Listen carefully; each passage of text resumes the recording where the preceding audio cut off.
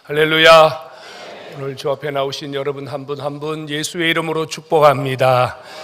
여러분 삶에 새롭게 하시는 하나님의 은혜가 또 한 번 이 시간 여러분 각자에게 임하기를 주의 이름으로 축복합니다. 우리는 늘 기쁘고 행복한 삶을 살기를 원해요. 하지만 살다 보면 우리 눈에서 눈물이 흐를 때가 참 많습니다. 가슴 아픈 사연들, 말로 표현할 수 없는 이런저런 고통들 때문에 남몰래 훔치는 우리의 눈의 눈물들, 우리는 그런 시간들을 많이 겪으면서 살아갑니다. 눈물, 혹시 눈물의 맛을 아시는지요? 눈물, 기뻐서 흘리는 눈물은요, 맛이 별로 없다고 합니다. 하지만 분노와 어떤 격한 감정에서 우리가 눈물을 흘릴 때 그 눈물은 아주 많은 염도를 갖고 있다고 합니다. 우리 눈은 물이 흐르는 것이 아니라 우리 속에 감추어진 감정을 쏟아내는 것입니다. 눈물 속에는 감추어진 힘이 있더라고요. 우리가 눈물을 흘릴 때 우리 몸에 있는 많은 독소들이 눈물을 통해서 배출된다고 합니다. 주로 우리가 감격하고 감동을 받아서 흘리는 눈물은 우리 안에 있는 많은 독을 배출하는 무지한 힘이 있다고 해요. 그런가 하면 우리가 어떤 격한 감정에서 눈물을 흘릴 때 그 감정으로부터 벗어나는 스트레스, 억압으로부터 우리를 자유하게 하는 힘이 눈물 속에 있다고 합니다. 그런가 하면요, 아주 기분 나쁜 기억들, 잃어버린 기억들, 여러분, 우리가 눈물을 흘릴 때 우리의 눈이 우리 가슴 속에 있는 나쁜 감정들도 씻어내주는 역할을 한다고 해요.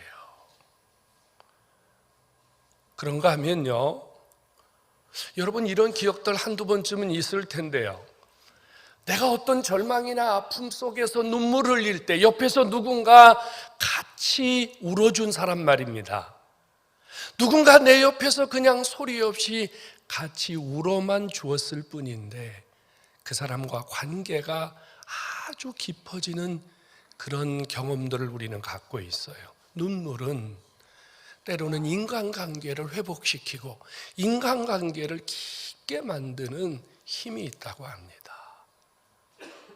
성경에는요, 눈물의 사람들이 참 많아요. 에레미야는 눈물의 선지자라고 하잖아요. 그런가 하면 히스기야도 하나님 앞에 많이 울었던 사람이고요. 오늘 시편 116편을 기록한 이 다윗 또한 눈물의 사람입니다. 시편 56편 8절에 보면요, 다윗이 이런 고백을 했어요. 하나님 아버지, 내 눈에서 흐르는 눈물을 주님의 병에 담아 주십시오. 눈물병에 자기의 눈물을 담아달라고 하나님 앞에 호소했습니다. 그런가 하면 시편 6편 6절에서는요, 내가 밤마다 하나님 앞에 눈물을 흘리는데 내 눈물이 침상을 띄우며 내 눈물이 요를 적시나이다. 여러분, 얼마나 많이 눈물을 흘리면 침상이 눈물로 뜨고 요가 다 적실 만큼 울 수 있을까요? 눈물. 그런데 오늘 이 다윗은요, 오늘 8절에서 이런 표현을 하고 있거든요. 주님이 내 눈에서 눈물을 거두어 주셨다, 이래요. 눈물. 그런데 오늘 이 116편을 자세히 보면요, 이 116편의 상황은 그렇게 좋은 상황이 아니에요. 다윗이 이런 고백을 하거든요.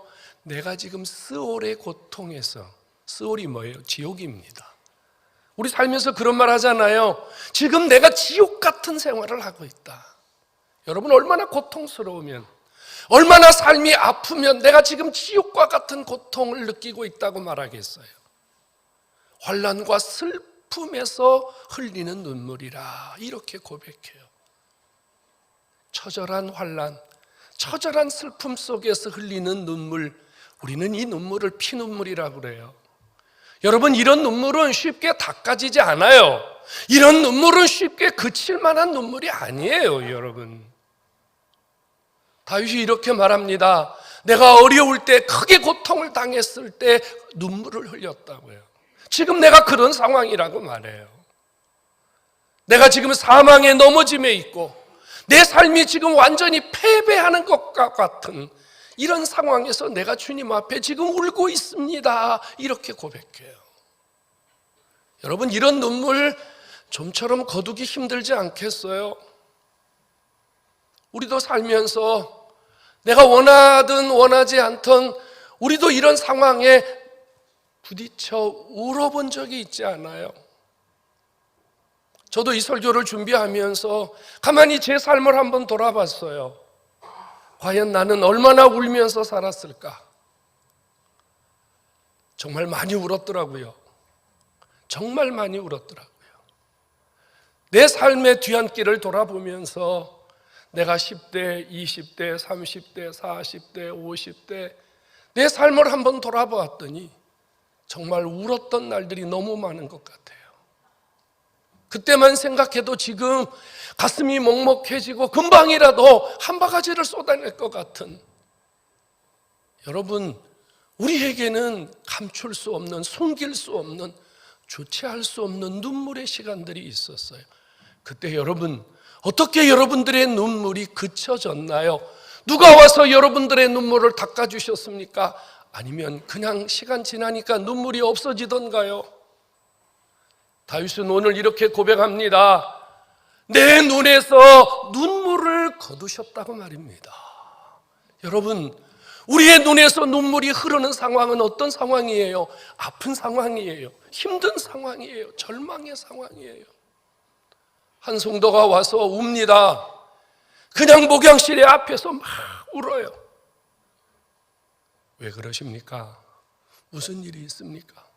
말을 하지 않고 5분, 10분, 15분 계속 웁니다. 가만히 기다렸습니다. 한참을 울고 나더니 이렇게 말해요. 병원에 갔다 왔는데 의사가 저에게 더 이상 소망이 없다고 합니다. 그 말 한마디를 남겨놓고 또 계속 웁니다. 여러분, 이 눈물을 어떻게 그치게 할 수 있어요? 누가 그 눈에서 눈물을 닦아줄겠어요?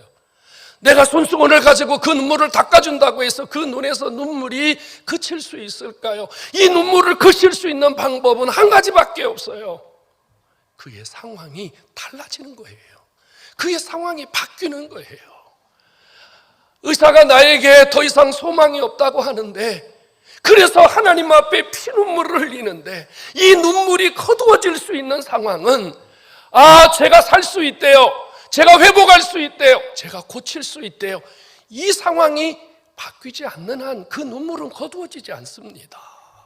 다윗이 이렇게 말합니다. 하나님이 내 눈에서 눈물을 거두셨습니다. 지옥과 같은 상황에서, 큰 고통과 슬픔과 아픔에서 하나님이 내 눈물을 거두어 주셨습니다. 그 말은 하나님이 문제를 해결해 줬다는 말이에요. 하나님이 상황을 바꿔줬다는 말이에요. 여러분, 하나님이 어떤 분입니까? 하나님은 우리가 울 수밖에 없는 상황, 절규할 수밖에 없는 상황을 바꿀 수 있는 유일한 분이심을 믿으시기 바랍니다. 여러분, 주님이 우리의 상황을 바꾸어 주시면 우리는 울지 않아도 돼요. 누가 내 눈물 닦아주지 않아도 돼요. 우리 스스로 그 눈물을 훔치며 일어설 수 있다고 말이에요. 오늘 저 앞에 나오신 여러분들의 눈에서 눈물을 거두시는 하나님, 우리의 상황을 완전히 바꾸어 주시는 그 하나님, 오늘 여러분들에게 임하셔서 여러분 삶에도 이런 은혜 주시기를 주의 이름으로 축원합니다. 다시는 여러분들의 눈에서 다윗처럼 피눈물을 흘리지 않는 이런 상황이 여러분 속에 계속되는 은혜가 있기를 주의 이름으로 축복합니다. 다윗이 어떻게 이런 상황을 하나님 앞에 맞을 수 있었을까요? 다윗이 눈물만 흘린 게 아닙니다. 하나님이 다윗의 흐르는 그 눈물을 닦아주실 수 있도록 다윗이 뭔가 하나님 앞에 움직였단 말이에요. 중요한 것은 다윗은요, 문제가 생겼을 때, 아픔이 생겼을 때, 절망이 생겼을 때 사람 앞에 가서 울지 않았다는 거예요. 저 골목 한 구석에 가서 혼자 쭈그리고 앉아서 울지 않았다는 거예요. 다윗이 문제가 생겼을 때 하나님 앞에 찾아가서, 주님 앞에 찾아가서, 주님 앞에 엎드려서, 아버지 앞에서, 주님 앞에서 주님께 살려달라고, 주님께서 눈물 닦아달라고 주님 앞에서 울었더니 주께서 그 눈물을 닦아주신 줄로 믿으시기 바랍니다. 성도 여러분, 우리 하나님은 우는 자를 그냥 두고 보시는 하나님이 아니에요. 다윗이 이렇게 고백합니다. 주님, 저는 평생에 기도하겠습니다. 이 말은 무슨 말인고 하면, 하나님이 만일 내 눈에서 눈물을 거두어 주시지 않는다면 저는 평생이라도 하나님 앞에서 울겠습니다. 눈물을 거두어 주실 때까지 계속 울겠습니다. 그래서 다윗이 이렇게 고백합니다. 내 양식은 재가 되었고, 재 아십니까? 히브리인들은 고통이 임했을 때, 아픔이 임했을 때, 하나님께 통회하고 자복할 때 잿구더미 위에 앉아서 울었어요. 그런데 다윗이 얼마나 하나님 앞에서 많이 울었으면, 그 잿구더미 위에서 얼마나 많이 울었으면 그 재가 나의 양식이 되었으며 내 눈물이 내 음료가 되었습니다. 얼마나 많이 주님 앞에 울었으면 그의 눈에 흐르는 눈물이 음료가 될 만큼 울었겠습니까? 다윗이 이렇게 울 때 하나님이 그를 긍휼히 여겨주시고 불쌍히 여겨주시고 그의 눈물을 닦아주셨음을 깨닫기를 축원합니다. 정말 그랬습니다. 다윗이 엄청난 죄를 졌어요. 밧세바라고 하는 여인을 강제로 취하고 그의 남편을 강제로 죽였습니다. 그는 처음에 그게 죄인지 몰랐어요. 그런데 선지자 나단이 와서 지적했단 말이에요. 당신 잘못한 거야. 그거 하나님 앞에 범죄야. 여러분, 그때 다윗이 하나님 앞에 와서 울었습니다. 그의 눈에서 흐르는 눈물이 침상을 띄울 때까지, 그의 요가 눈물에 완전히 적시워질 때까지 주님 앞에서 울었습니다. 울고 또 울고 울고 또 울고, 그랬더니 주께서 그 다윗을 불쌍히 여기시고 그의 죄를 용서해 주었습니다. 여러분, 어떤 죄를 지었든지 하나님 잘못했습니다. 하나님 살려주십시오. 하나님 잘못했습니다. 하나님 살려주세요. 우는 자에게 은혜를 주시는 줄로 깨닫기를 축원합니다. 아들이 반역을 일으켰잖아요. 아들이 애비를 죽이고 왕권을 차지한다고 지금 아버지를 쫓아냈단 말이에요. 그랬던 아들이 군대장관 요압에 의해서 죽임을 당하지요. 여러분, 어떤 애비가요, 자식이 죽었는데 잘 죽었다고 박수치겠어요? 아들의 죽음 앞에서 그는 또 웁니다. 또 하나님 앞에 웁니다. 그때 아버지가 그를 긍휼히 여기시고 위로해 주시고 회복을 시켜주지 않습니까? 여러분, 히스기야를 압니까? 그는 37살의 젊은 나이에 자녀도 없는데 사형 선고를 받았습니다. 왕입니다. 그가 갖고 있는 힘, 권력, 능력, 여러분, 누가 이것을 따라갈 수 있겠습니까? 그런데 그는 어떤 방법으로도 살 길이 없었습니다. 그가 한 일이 뭐죠? 모든 왕권과 모든 권력을 내려놓고 하나님 앞에 벽을 향해서 오직 하나님 앞에만 울고 또 울었습니다.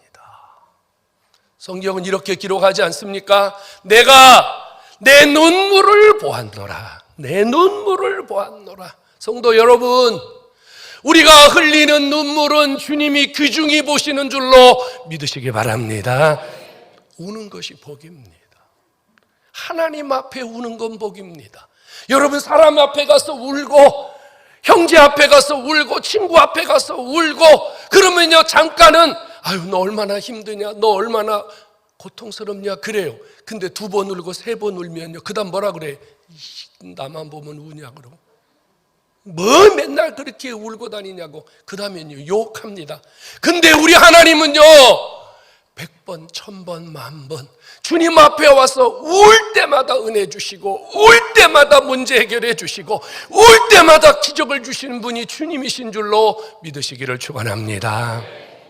하나님 앞에서 우는 자, 주님이 그 눈물을 거두어 주십니다. 다윗이 문제 속에 있다 보니까요, 한 가지 잊어버린 게 있었어요. 문제 속에 파묻혀서 문제 앞에서 다윗이 한참 울다 보니까 놓친 게 있었어요. 지금 다윗은요, 왼손 하나만 아파요. 왼손 하나만 문제가 있어요. 이것만 썩어 들어가고 있어요. 그런데 가만히 하나님 앞에 울다 생각하니까 오른손이 멀쩡해, 2눈도 멀쩡해, 입도 멀쩡해, 2 다리도 멀쩡해. 아픈 거는 손 하나인데 내가 왜 하나님 앞에 오른손을 멀쩡하게 하신 하나님, 2눈을 멀쩡하게 하신 하나님, 2 다리를 멀쩡하게 하신 하나님에게 내가 왜 감사를 잃어버렸는고? 다윗이 하나님 앞에 울다가 이렇게 고백합니다. 하나님이 내게 주신 은혜를 무엇으로 보답할까? 내가 이 한 손 때문에 울 것이 아니라 하나님이 더 많은 은혜를 주신 거, 더 많은 건강을 주신 거 붙들고 감사해야 되겠다. 그래서 일어서서요, 하나님 앞에 감사하기 시작했더니 하나님이 그 눈에서 눈물을 거두어 주신 줄로 믿으시기 바랍니다. 언제 기적이 일어납니까? 문제의 자리라고, 아픔의 자리라고 땅을 치고 절망하면 기적 안 일어나요. 문제의 자리가, 아픔의 자리가 감사의 자리로, 하나님이 주신 은혜를 무엇으로 보답할까? 주님을 바라보는 자리로 일어설 때 아버지가 그때부터 우리에게 기적을 주시는 줄로 믿으시기를 축원합니다. 성도 여러분, 다윗은요 생각으로만 감사하지 않았어요. 말로만 감사하지 않았어요. 그는 일어서서 하나님께 감사제를 드렸대요. 감사제가 뭐예요? 감사의 예배와 감사의 제물입니다. 고맙습니다. 예배 자리로 나가서 하나님 은혜 너무 고맙습니다, 감사함으로 예배에 참여했고, 하나님이 자기에게 주신 것을 주님 앞에 드리면서 아버지 앞에 고백하면서 감사하며 주님 앞에 나아갔더니 주님이 완전히 바꿔주시더라고요 말이에요. 주님이 자기 상황을, 지옥과 같은 자기의 상황을 기쁨의 상황으로, 은혜의 상황으로 바꿔주신 줄로 믿으시기 바랍니다. 성도 여러분, 원망하고 불평하는 거 습관인 거 아시죠? 감사를 잃어버린 사람은요, 아무리 좋은 걸 주어도 감사하지 않습니다. 그런데요, 성도들 중에요, 막다른 골목에 가면요, 목사님 제가 왜 이렇게 감사를 놓치고 살았는지 모르겠습니다. 사람들은 죽기 전에요, 보통 25가지 정도의 후회를 한다고 합니다. 서점에 가면 그런 책이 있어요. 한번 기회가 되면 읽어보세요. 25가지 정도의 후회를 남긴다 그래요. 그런데 그 중에서 가장 감동이 되는 것 4가지를 구분하라 그러면요, 내가 왜 이렇게 고맙다는 말을 하지 못하고 살았을까? 이게 1번이라 그래요. 여러분, 고마운 게 뭐예요? 감사한 거잖아요. 왜 부모에게 감사하지 못했지? 왜 남편에게 감사하지 못했지? 왜 자식에게 감사하지 못했지? 그래서 저도 오늘 아침에 일어나자마자 제 집사람한테 이랬어요. 여보 고맙습니다. 그러니까 집사람은 영문도 모르고 오 이러더라고요. 옆에 사람하고 한번 해보세요. 고맙습니다. 감사합니다. 어때요 여러분? 고맙습니다, 감사합니다 하는데 슬퍼요? 아니잖아요. 고맙습니다, 감사합니다 하면요, 이게 눈물이 거두어지는 거예요. 어? 죽기 전에 25가지를 사람들이 후회한다고 하는데요, 두 번째는요, 가보고 싶은 곳을 가보지 못한 것이 그렇게 후회가 된다 그래요. 어? 내가 그때 거기 가고 싶었는데 못 갔다. 여러분, 주일만 빼고 열심히 다니십시오. 근데 제발 주일은 다니지 마. 주일은 가면 위험해. 주일날 가면 위험해. 주일날만 안 가면 아버지가 은혜를 풍성하게 주시는 줄로 믿으시기 바랍니다. 사람이 뭘 후회하냐면요, 베풀지 못한 거 후회한다 그래요. 좀 나누어 줄 걸, 좀 같이 쓸 걸, 좀 더불어 살 걸, 그러지 못한 거 후회한다 그럽니다. 그리고요, 25가지 중에 네 번째가 뭔지 아세요? 자식에게 사랑한다는 말 하지 못하는 것이 후회가 된다 그래요. 자식에게. 참, 우리 한국 사람들은 더 많이 그런 것 같아요. 그죠? 여러분, 자식들에게 아들아 사랑한다, 딸아 사랑한다, 이 말을 못한 것이 그렇게 후회스럽대요. 오늘 집에 가서 하시기 바랍니다. 아멘 안 하는 거 보니까 끝까지 안 할 모양이다.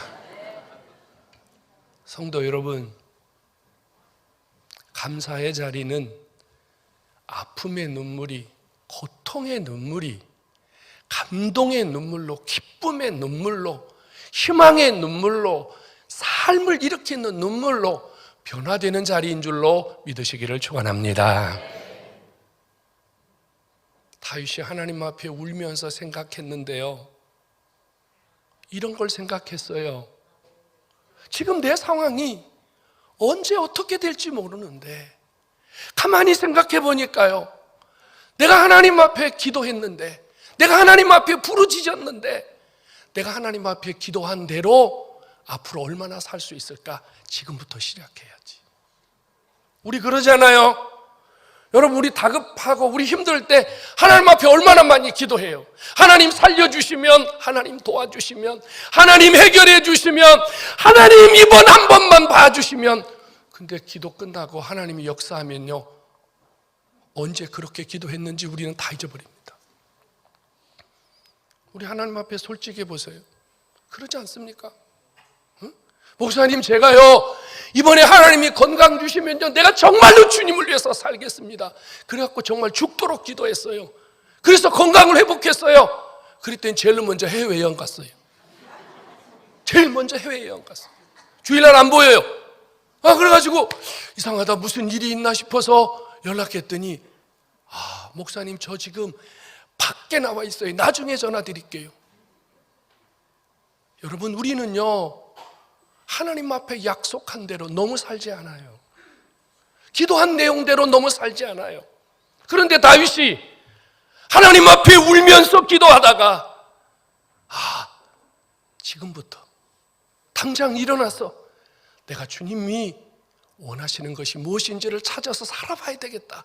그리고 일어나서 다윗이 이렇게 고백하죠. 내가 주께 서원을 갚겠습니다. 하나님 앞에 약속한 거 한번 살아보겠습니다. 한번 주님을 위해서 한번 내가 움직여 보겠습니다. 이렇게 고백하고 일어서서 자기가 기도한 대로, 자기가 주님 앞에 부르짖은 대로 살기 시작했더니 아버지가 바꿔주시더라 그 말이에요. 아버지가 해결해 주시더라 그 말이에요. 성도 여러분, 기적은 예배당에서 일어나는 게 아닙니다. 여러분들의 삶의 현장에서 하나님의 기적이 여러분들을 향하여 움직이고 있음을 믿으시기를 축원합니다. 그는 이렇게 고백합니다. 하나님, 내가 주께 서원을 갚는 것을 온 백성들이 다 알게 하겠습니다. 그 말은 내가 반드시 약속을 지키겠습니다. 내가 주님, 하나님 섬기는 한가운데 서 있겠습니다. 그래서 그는 늘 하나님 교회에서, 하나님 성전에서 주님을 예배하는 자로 살았습니다. 성도 여러분, 눈물이 없는 것은 좋은 겁니까? 나쁜 겁니까? 눈물이 없는 건 좋은 겁니까? 나쁜 겁니까?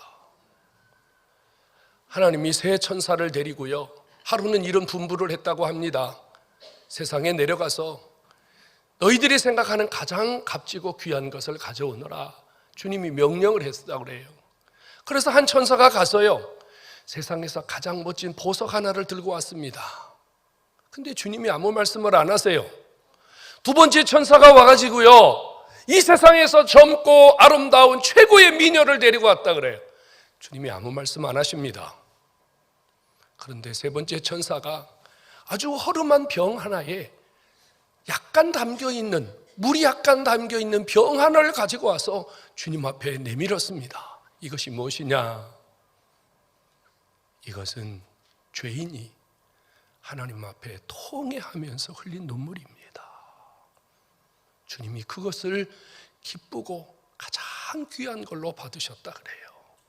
여러분, 유대인들은요, 눈물병을 하나씩 갖고 다닌다고 합니다.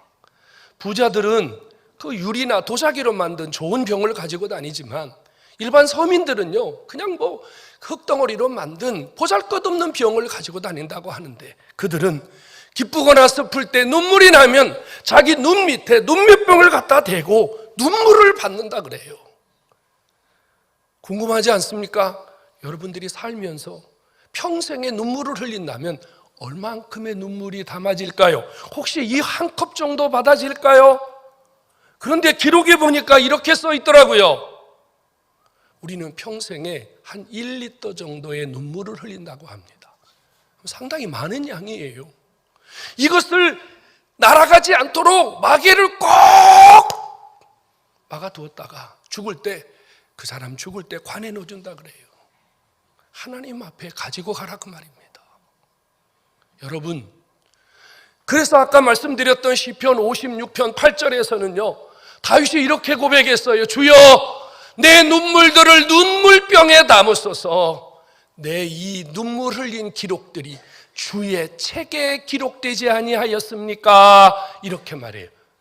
내가 눈물 흘리는 그 시간, 내가 하나님 앞에 울부짖은 그 시간, 하나님이 다 기록하고 기억하고 계셨다가 우리의 눈물을 닦아주신다는 말입니다. 성도 여러분, 울 때는 울어야 하나님이 역사하시는 줄로 믿으시기 바랍니다. 주님이 이 땅에 오셔서 기가 막힌 말씀을 하셨어요. 피리를 부는데 아무도 춤을 추지 않고 곡을 하는데 아무도 울지 않는다고요. 가슴이 정지된 세상, 가슴이 메말라버린 세상, 여러분, 우리에게는 없습니까? 정말로 우리가 하나님께 은혜 받으면서 웁니까? 하나님의 은혜가 감사해서 눈물이 나옵니까? 내 죄가 너무 고통스러워서 하나님 앞에 눈물이 납니까? 왜 우리는 울지 못할까요? 왜 우리는 자꾸 이렇게 메말라 갈까요? 성도 여러분, 내가 울어야 하나님이 내 눈물을 거두시고, 내가 울어야 하나님이 내 문제를 해결해 주시고, 내가 울어야 하나님이 내가 웃도록 은혜를 주시는 줄로 믿으시기 바랍니다. 오늘 주 앞에 나오신 여러분, 여러분들의 눈물을 손수건으로 닦지 말고, 옆에 있는 여러분들의 동료가 닦지 말고, 주님이 여러분의 눈에 눈물을 닦아주시도록 하나님 앞에 울 줄 아는, 하나님 앞에 영이 살아있고 감동이 살아있고 하나님의 흔적이 살아있는, 이런 살아있는 성도가 되기를 주의 이름으로 축원합니다. 성도의 눈물은 하나님이 귀중하게 보십니다. 여러분들의 우는 자리에 주님이 동행하시며, 여러분들이 우는 그 시간 주님이 같이 우시며 여러분들의 삶을 회복시켜주는 은혜가 있음을 믿으시기를 축원합니다.